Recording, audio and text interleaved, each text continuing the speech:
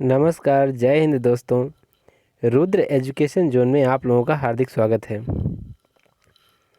दोस्तों, जैसा कि आप लोग देख रहे हैं कि आज हम लोग मनोविज्ञान की जो एनसीईआरटी की बुक है इंटरमीडिएट की, उसका अध्याय 5 संवेदी, अवधानिक एवं प्रात्यक्षिक प्रक्रियाओं के बारे में अध्ययन करेंगे। और आज इस चैप्टर में हम क्या क्या पढ़ने वाले हैं, आइए देख लेते हैं।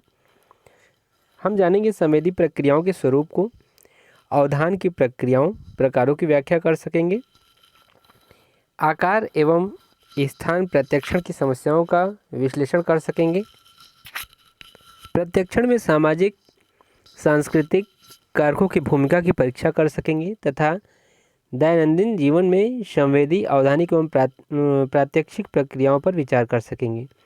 ठीक है, तो आइए हम लोग देखते हैं। यहाँ पर परिचय दिया गया है, जगत का ज्ञान, उद्दीपक स्वरूप। आइए हम सीधा चैप्टर पर चलते हैं। ठीक है, परिचय यहाँ पर आप देख लीजिए कि पिछले अध्याय में आप पढ़ चुके हैं कि हम किस प्रकार अपने ग्राहियों की सहायता से बाह्य एवं आंतरिक परिवेश में उपस्थित विभिन्न उद्दीपकों के प्रति अनुक्रिया करते हैं।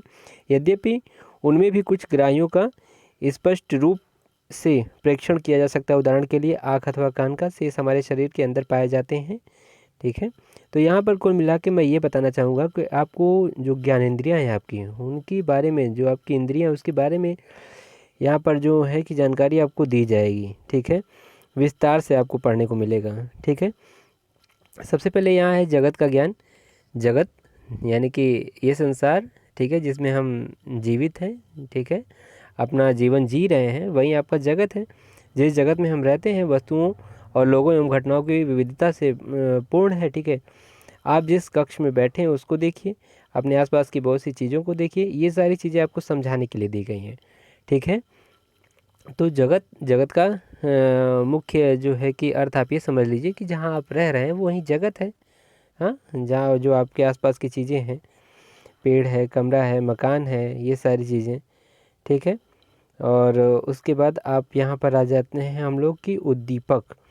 उद्दीपक का स्वरूप एवं विविधता। हमारे आसपास के बाह्य परिवेश में विविध प्रकार के उद्दीपक पाए जाते हैं। उनमें कुछ जैसे घर देखे जा सकते हैं, जैसे संगीत को सुना जा सकता है, और कोई सुगंध है, फूल की सुगंध है तो उसको हम ग्रहण कर सकते हैं, सूंघ सकते हैं। ठीक है, मिठाई है तो उसका स्वाद ग्रहण कर सकते हैं, कपड़ा है तो उसका चिकनापन देख सकते हैं। ठीक है, तो हम इसी को देखते हुए आगे बढ़ेंगे। ठीक है, तो मानव के रूप में हमारी 7 ज्ञान इंद्रियाँ हैं। ठीक है, ध्यान दीजिएगा यहाँ पे क्या लिखा गया है, समझ रहे हैं ना बात को।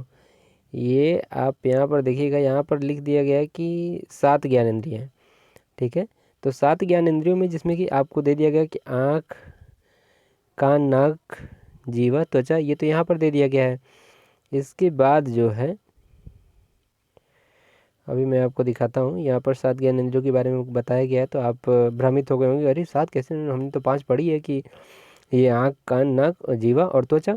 जहाँ हमारी आँखें मुख्यतः देखने के लिए प्रयोग की जाती हैं, और यहाँ पर श्रवण, जो कान है सुनते हैं, और जो नाक है वो जो कोई भी सुगंध है उसको ग्रहण करती है, जीवा है स्वाद के लिए है, और त्वचा है तो स्पर्श के लिए गर्मी ठंडक का अनुभव हमको मिलता है। ठीक है, उसके बाद आगे देखिए, आपको यहाँ पर दिया गया है कि 5 बाह्य ज्ञानेंद्रियों के अतिरिक्त हमारे पास 2 गहन इंद्रियाँ भी हैं, गति संवेदी एवं प्रगाढ़ तंत्र। ये हमारे शरीर की स्थिति तथा एक दूसरे से संबंधित शरीर के अंगों की गति के विषय में सूचनाएं देती हैं। इन 7 ज्ञानेंद्रियों की सहायता से हम विभिन्न प्रकार के 10 उद्दीपकों को उनकी विशेषताओं के साथ पंजीकृत करते हैं। उदाहरण के लिए आप ध्यान दे सकते हैं कि प्रकाश द्युतिमान है अथवा धुंधला है, पीला है अथवा लाल है अथवा हरा है। ध्वनि के विषय में आप जान सकते हैं कि वह उच्च है, अस्पष्ट है, श्रुति मधुर है अथवा ध्यान भंग करने वाली है। उद्दीपकों की ये विभिन्न विशेषताएं हमारी ज्ञानेंद्रियों द्वारा पंजीकृत की जाती हैं। संवेदन प्रकारताएं क्या हैं? हमारी ज्ञानेंद्रियां अपने बाह्य एवं आंतरिक जगत के संबंध में मूल सूचना प्रदान करती हैं। ठीक है, ये सूचना प्रदान करने का कार्य करती हैं। ठीक है, यहाँ पर आपको दिया गया ज्ञानेंद्रिय की प्रकारताएं। ठीक है, यहाँ पर भेद।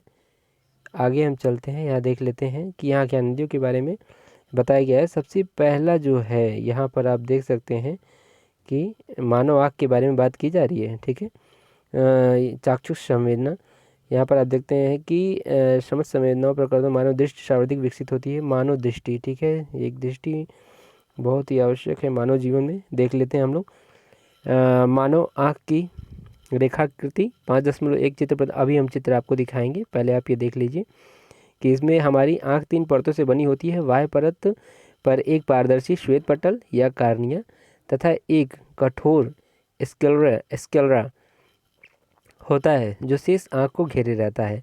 यह आँख की रक्षा करता है तथा उसका आकार यथावत बनाए रखता है। मध्य परत को रंजित पटल कहते हैं जिसमें बहुत सी रक्त नलिकाएं पाई जाती हैं। आंतरिक परत को दृष्टि पटल या रेटिना कहते हैं। ठीक है, यहाँ पे आप आँख के बारे में जानकारी ले रहे हैं। ठीक है, तो यहाँ पर आँख की तुलना प्रायः एक कैमरे से की जाती है। उदाहरण के लिए आँख एवं कैमरा दोनों में एक लेंस पाया जाता है। ठीक है, यहाँ पर आप देख सकते हैं कि अभी जब हम आपको ये आँख का जो चित्र यहाँ पर दिया गया है वो हम दिखाएंगे तो आप उसको देख करके खुद समझ जाएंगे। 5.1 में ये देखिए आपके सामने ये चित्र है, इसको आप ध्यान से समझने का प्रयास कीजिए। ये दृश्य है दूरस्थ उद्दीपक, उसको देखने के लिए आप यहाँ पे ध्यान से देखिए कि इसके नेत्र के जो भाग है श्वेत पटल, परितारिका, नेत्रोद, पुतली, ये लेंस है।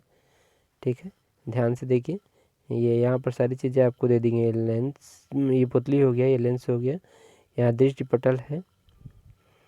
उसी तरह दृष्टि तंत्रिका, गर्तिका, निकष्ट उद्दीपक, कचाप, द्रव्य, इसमें द्रव्य भरा होता है। अंधस्थल, यहाँ पे दृष्टि पटल है। ठीक है, वृत्ताकार पीत बिंदु होता है, वृत्ताकार क्षेत्र होता है, इसे हम पीत बिंदु भी कहते हैं। ठीक है, यहाँ पर दिया है गतिका मटर के दाने के आकार का एक छोटा सा होता है, उसे पीत बिंदु भी कहते हैं। ठीक है, अनुकूलन, यहाँ पर आप देख सकते हैं कि मानव आँख प्रकाश तीव्रता के अति विस्तृत प्रकाश में कार्य कर सकती है। ठीक है, मानव आँख के बारे में ये सारी जानकारी दी गई है, रंग, दृष्टि और ये सारा जितना भी है सब कुछ मानव आँख। अब आपका आ गया है श्रवण संवेदना। ठीक है, श्रवण संवेदना यानी कि श्रवण भी एक महत्वपूर्ण संवेदन प्रकारता है। यह हमें विश्वसनीय स्थानिक सूचना देती है। किसी वस्तु अथवा व्यक्ति की तरफ मोड़ने के अतिरिक्त यह भाषित संप्रेषण में भी महत्वपूर्ण भूमिका निर्वहन करती है। मानव कान उद्दीपकों का प्राथमिक ग्राही है। यह जो मानव कान है ये प्राथमिक ग्राही है। यह इसका जो है कि सर्वज्ञात प्रकार सुनना, इसका मतलब 5.2 में दिया गया कान के बारे में। तो इसमें क्या होता है कि जो कान है वो सुनने के लिए, आप सभी लोग जानते हैं कि सुनने के लिए इसका प्रयोग होता है और एक ये बहुत ही जो है कि महत्वपूर्ण प्रकारता है। इस यद्यपि इसका सर्वज्ञात है सुनना। ठीक है, आइए हम लोग इसका सर्वप्रथम देख लेते हैं। जो चित्र बनाया गया है उसमें हम आराम से समझ सकेंगे कान के बारे में। तो यहाँ पर आप लोग देख रहे हैं कि ये है आपका पिन्ना, वाह्य क्षेत्र जो है, वाह्य नलिका है, मुखदरक है।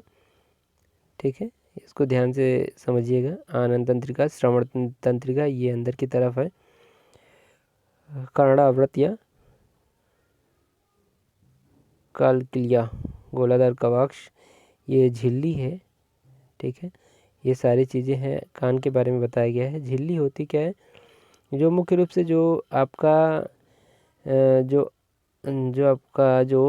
स्काल मीडिया झिल्लीदार कालकिया होता है। ठीक है, ध्वनि एक उद्दीपक के रूप में, ये ध्वनि के बारे में बताया गया है।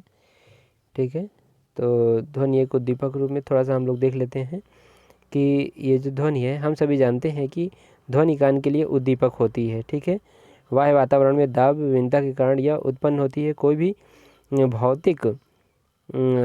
भी भौतिक गति आसपास के विभिन्न माध्यम से वायु जो ध्वनि में बाधा उत्पन्न करती है। तो ये सारी चीज़ ध्वनि के बारे में एक इसका भी चित्र दिया गया, ध्वनि तरंग का एक चित्र दे दिया गया है। इसको देख करके आप लोग समझ सकते हैं ध्वनि के बारे में यहाँ पर दिया गया है। और अब हम लोग जो है कि आ गए हैं पेज नंबर 13 पर, उद्दीपकों की स्पष्टता। उद्दीपक, संवेदीग्राही और केंद्रीय तंत्रिका तंत्र, और यहाँ पर प्रत्यक्षण। ये डायग्राम बनाया गया है, बहुत ही सुंदर सा डायग्राम है।